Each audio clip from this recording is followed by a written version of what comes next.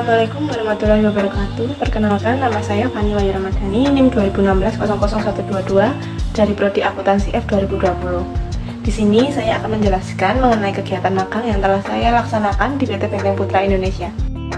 Yang pertama, saya akan menjelaskan mengenai company profile PT Benteng Putra Indonesia, yaitu perusahaan multinasional yang didirikan pada tahun 2018 yang mengkhususkan diri dalam bidang pemasangan dan penjualan bata tahan api, semen tahan api, cat tahan api, plastik refractory, dan lain-lain, baik untuk konstruksi baru dan perbaikan dan juga pemasangan insulasi panas serta insulasi dingin. BPI juga memiliki keahlian dan kemampuan dalam refractory dry out atau RDO, pekerjaan mekanikal, dan konstruksi scaffolding. Perusahaan ini didukung oleh tim profesional dengan kualitas teknis yang handal yang memberikan kinerja terbaik dalam bidang refractory dan insulasi dengan selalu melakukan perbaikan dan peningkatan teknik pemasangan agar menjadi lebih cepat dan mudah. BPI memiliki pengalaman lebih dari 17 tahun di bawah manajemen PT Benteng Api Teknik yang menerapkan sistem manajemen modern dan kualitas standar internasional. Kegiatan magang yang telah saya laksanakan di PT Benteng Putra Indonesia yang berkaitan dengan 8 mata kuliah semester 6. Yang pertama, mata kuliah aplikasi komputer akuntansi. PT Benteng Putra Indonesia hanya menggunakan aplikasi Microsoft Excel untuk pembuatan laporan keuangan. Sedangkan untuk pelaporan pajak dan penginputan e-faktur keluaran dan masukan menggunakan aplikasi dari kantor pajak yaitu e-faktur versi 3.2. Yang kedua, ada mata kuliah analisis laporan keuangan. Analisis laporan keuangan di PT BPI menggunakan metode accrual basic. Metode ini digunakan PT BPI karena metode yang umum digunakan oleh perusahaan kontraktor. Di sini saya belajar bagaimana administrasi bisnis berperan dalam mendukung operasi perusahaan kontraktor dan menangani berbagai tugas penting. Berikut adalah kegiatan yang saya lakukan di PT BPI yang berkaitan dengan administrasi bisnis.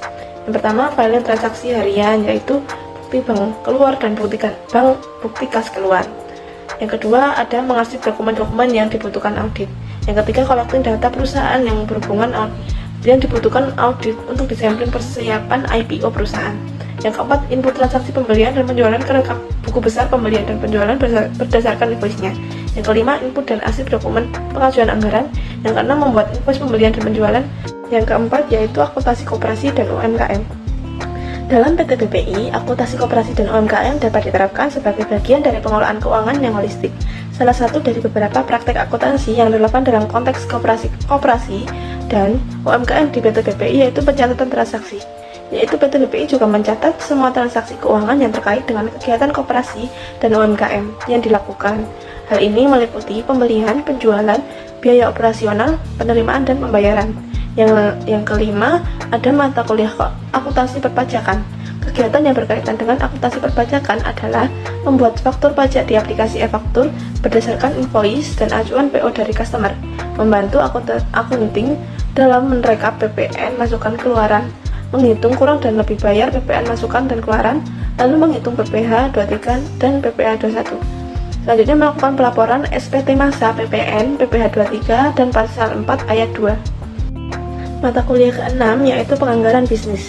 Kegiatan atau tugas yang telah saya pelajari di PT BPI yang berkaitan dengan penganggaran bisnis yaitu yang pertama ada kolek hitungan tagihan progres pekerjaan proyek. Yang kedua, kolek laporan keuangan operasional. Yang ketiga, input form pengajuan pembayaran per minggu atau per hari.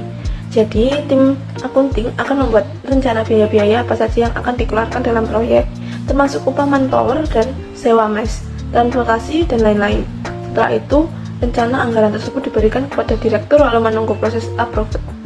Lalu, setelah anggaran itu di-approve, proyek baru bisa berjalan. Lalu, mata kuliah ke-7 yaitu komunikasi bisnis. Contoh praktek komunikasi bisnis yang telah dilakukan di PT BPI yaitu komunikasi internal. Biasanya, PT BPI mengadakan rapat tim atau bisa disebut rapat rutin dengan tim proyek untuk membahas tujuan, kemajuan, tantangan, dan koordinasi pekerjaan. Rapat yang dilakukan oleh PT BPI adalah rapat rakor atau rapat koordinasi. Mata kuliah yang ke-8 atau yang terakhir yaitu hukum bisnis. Departemen Accounting ikut turut serta dalam meninjau perjanjian kontrak kerja proyek yang mencakup jangka waktu pekerjaan proyek, nilai proyek, dan jangka waktu pembayaran proyek tersebut.